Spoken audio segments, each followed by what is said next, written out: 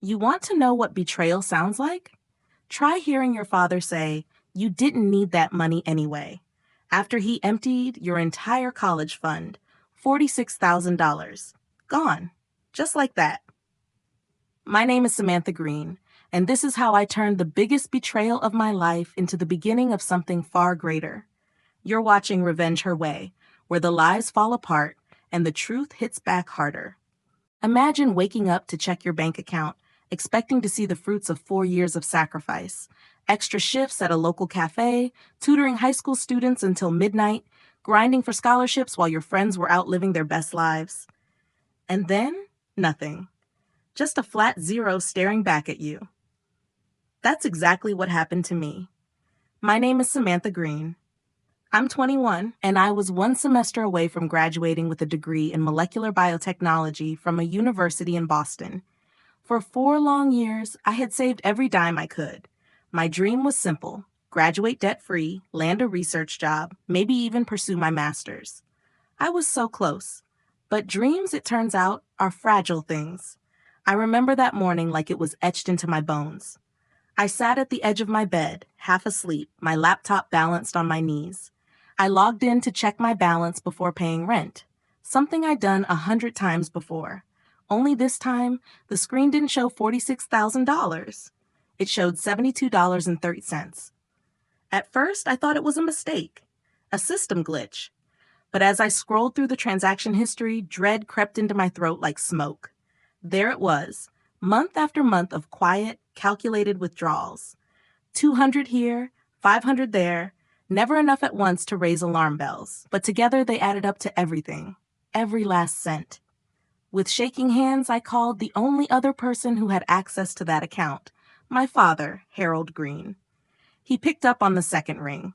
"Dad," I said, trying to keep my voice steady, "did you touch my college fund?" His voice was casual, even a little amused. "Yeah, I took it," he said. "I had some debts to deal with." "You didn't really need all of that money, did you?" My stomach turned. "What do you mean I didn't need it?" "That was for tuition, rent, graduation, everything." He sighed, like I was being unreasonable. "You're smart, Sam. You'll figure something out. You always do." The line went quiet. I couldn't speak, couldn't scream. I just sat there, staring at the wall, my breath shallow and fast. And then, like salt on a wound, my phone buzzed with a text from him. "Don't tell your mom. She doesn't need to worry." That's when something inside me broke. I'd been living alone for the past 2 years in a tiny one-bedroom apartment outside the city. My mom lived 3 states away. After the divorce, she tried her best to support me emotionally, but money was tight. I never asked for a cent from her or anyone else. I wanted to earn this myself. I had earned it. And my father had just erased all of it without a trace of remorse. Not even an apology. Not a single ounce of guilt. That text wasn't just a request. It was a warning. A message that he still thought he could control the story, bury the truth before it reached the people who mattered. That's when I realized this wasn't about money anymore. This was about power. About who got to write the narrative of my life. And Harold Green? He was about to find out that I wasn't a little girl he could manipulate anymore. I wasn't going to cry in silence. I wasn't going to hide this. No, I was going to burn it all down, starting with the lies he built everything on. And that, right there, was the beginning. This wasn't the first time he took something from me. It was just the first time I noticed. As I stared at my drained bank account, that sick feeling of betrayal churned into something deeper, familiar, like an old bruise being pressed again. I was 10 the first time my father borrowed money from me. $50 I got from my birthday party, my first real grown-up gift from relatives. I had it in a pink envelope hidden inside a hardcover book on my shelf. He walked into my room that night and asked me for it. Said he just needed it for a few days, that he forgot his wallet and needed gas to get to work. I handed it over without a second thought. He never mentioned it again. That was the pattern. Tiny cracks in the glass that I was too young to recognize. By the time I was in high school, those cracks had spread wide enough to swallow more than birthday money. At 16, my dad came to me with excitement in his voice, and a manila folder under his arm. "I've got a business idea," he said. "All I need is a cosigner for this credit line. It's just paperwork. You won't have to do anything. I'll handle the rest." He made it sound like a father-daughter bonding moment, like we were building something together. I signed. That business, a mobile detailing service, folded in 3 months. The lender came after me for the remaining balance and interest fees. He shrugged it off. "You're young. You've got time to build credit again." Except I didn't. Last year, I tried to apply for a small loan to cover a summer research trip. The bank denied me on the spot. Too many red flags in my credit report, accounts I didn't remember opening, payments missed that I never even knew about. That's when the full scope of what he'd done started to unfold.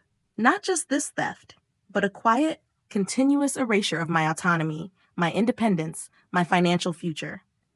Piece by piece, small enough to dismiss, just big enough to matter. I sat on the floor of my apartment, laptop open, staring at my online bank statement. Each withdrawal was deliberate. 17 separate transactions, all under $3,000, just small enough to avoid any automated fraud alerts or hold flags. It wasn't a one-time mistake. It was a plan. A long game. A system of theft he'd mastered while smiling in my face. Jenna, my best friend since sophomore year, came over after I texted her the short version. "He took all of it," I told her, voice flat. "Everything I saved for school, for my future." She didn't even blink. "We need a lawyer," she said. I laughed, but there was no humor in it. "He's a co-owner. He can access the account legally. There's nothing I can do." Jenna leaned in, fierce and clear-eyed. "There's always something you can do. You just haven't done it yet." Maybe she was right. Maybe it was time I stopped assuming he could walk away with everything, just because he always had.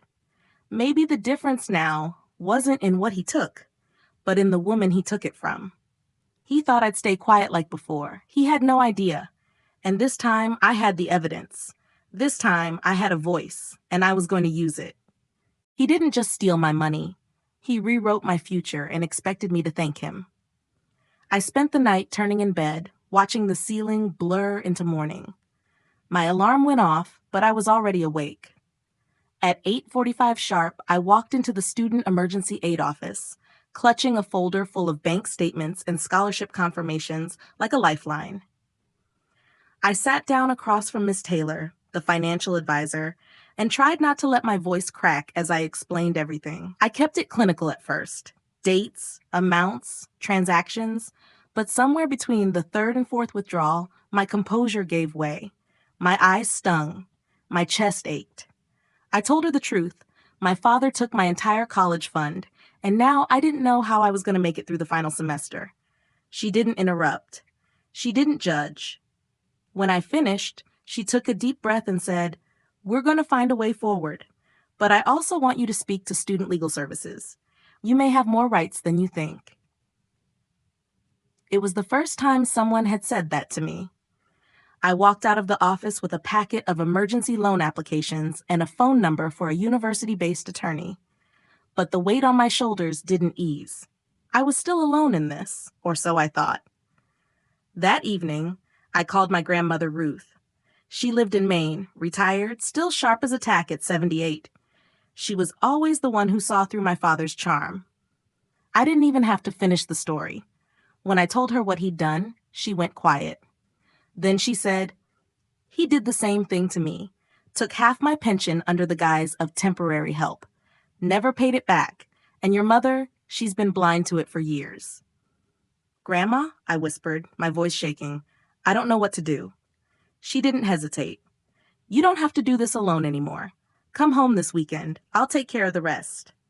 2 days later, I walked into my grandmother's living room and saw my mom sitting on the couch, pale and silent. My aunt was there too, holding a printed copy of my bank records. Grandma Ruth stood in the middle of the room like a general preparing her army. I took a seat and passed around the rest of the documents. Screenshots, text messages, withdrawal logs. Then the kicker, my dad's message, "Don't tell your mom." My mother, Melissa, held the paper with trembling hands. I watched her read and reread the same sentence for nearly a minute. Her lips parted, but no sound came out. He told me you dropped out, she said finally.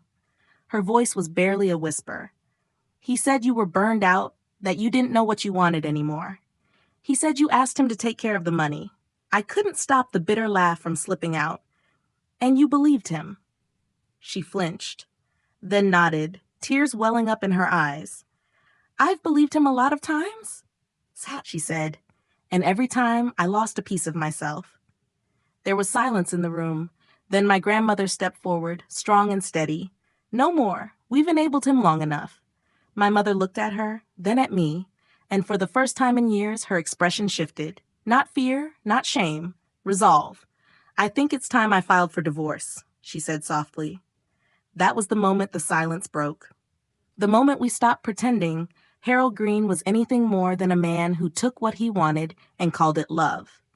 And none of us were going to protect that lie anymore. He used to call himself the provider.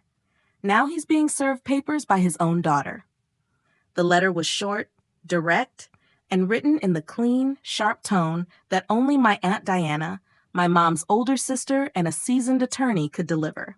It demanded full repayment of the $46,000 my father had taken from me, with a clear deadline, 90 days.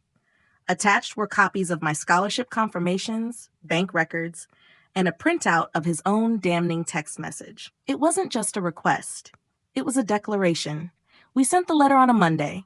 By Wednesday afternoon, the first message arrived. You can't be serious, he wrote. Family doesn't sue each other. I didn't respond. That night, my phone rang 6 times. He left 4 voicemails, one angry, one sarcastic, one pretending to be hurt, and the last one, crying. You're destroying me, Sammy, after everything I've done for you. The next day, I picked up once. Hello, I said, my voice flat. He started with rage. You're turning on your own father over a few dollars? I didn't flinch. $46,000 isn't a few dollars. I was trying to help the family, he claimed, his tone switching again. I needed it for your mother's medical bills. She hasn't had a medical bill in 2 years, I cut in. Stop lying. Silence. You always said I was too emotional, I continued. Guess what? I'm emotionless now, and I'm protected. He hung up. 2 days later, I met with Aunt Diana again at her office in downtown Portland. She smiled, proud and calm, as she told me that the letter had legal weight. If he didn't respond, we'd file in small claims court. If he tried to retaliate, we'd have grounds for a harassment order. My mom sat beside me, quiet but steady. She hadn't spoken to him since the family meeting. Every day, she grew a little stronger, like someone waking up after a long, dark sleep. Later that week, my grandmother invited the extended family to dinner. It wasn't a gathering, it was a reckoning. One by one, they shared their stories. My cousin Rachel revealed that Harold had taken $3,000 from her wedding fund just to flip a car and never returned it. Uncle Dennis had loaned him money for rent twice and had never seen a dime. Even family members I barely spoke to had scars from Harold's manipulations. For the first time, I didn't feel isolated. I felt seen, validated, and surrounded by people who weren't going to let him get away with it this time. But Harold wasn't done. That weekend, I got another message, this time from my mom's landlord. Your dad's been asking about selling the property. I froze.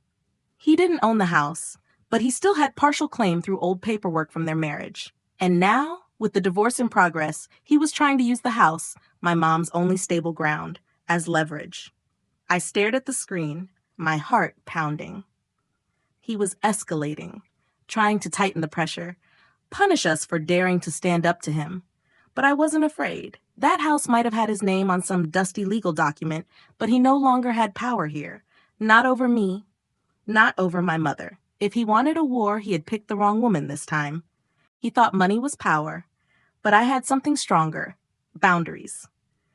The court ruling came on a gray Tuesday morning, the kind where even the sun seemed hesitant to rise.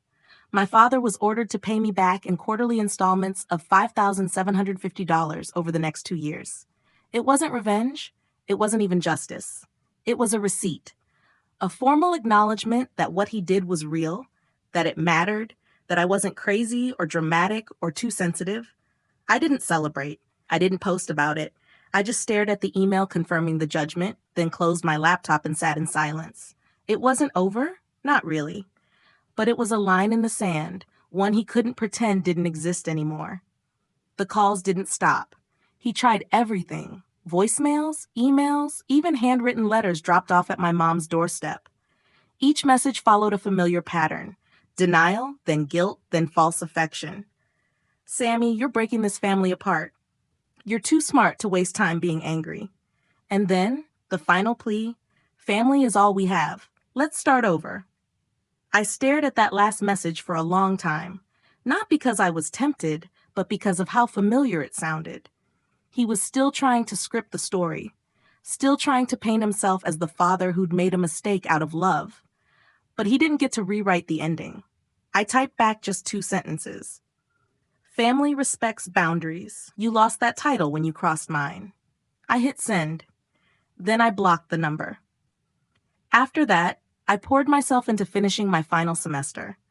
I studied late into the night, worked weekends at the university lab, and attended every single lecture like it was sacred. I didn't do it to prove anything to him. I did it because I owed it to myself. When graduation day arrived, I walked across the stage in a deep navy gown and accepted my diploma with honors in molecular biology. My name was called, the applause echoed, and in the crowd I saw the people who mattered. My mom, eyes wet but shining with pride, my grandmother, clapping like she was willing the world to hear it, and no one else. No father, no man lurking in the corner, trying to stake a claim on what he had no part in. After the ceremony, I returned to the apartment I now shared with a roommate in Seattle, where I just accepted a research fellowship at a biotech startup. I stood in front of the mirror, the cap and gown still draped over me, and took a long breath. Behind me, my mom and grandma stepped into the room. My mother wrapped her arms around me from one side, my grandmother from the other. We stood like that for a while, 3 generations of women who had chosen truth over comfort, courage over convenience. I didn't need anyone to validate me anymore. I didn't need an apology or closure. I had peace. And peace, I'd learned, is never free. It costs you your illusions, your false hopes, and the version of people you wish they were. But what you get in return, self-respect, freedom, clarity, is worth everything. That day, I realized something simple but life-changing. I wasn't the daughter of the man who took everything from me. I was the woman who reclaimed it all. And nothing, not money, not silence, not his name, could take that away from me ever again. Closure isn't something they give you. It's something you give yourself. A few weeks after graduation, a letter arrived.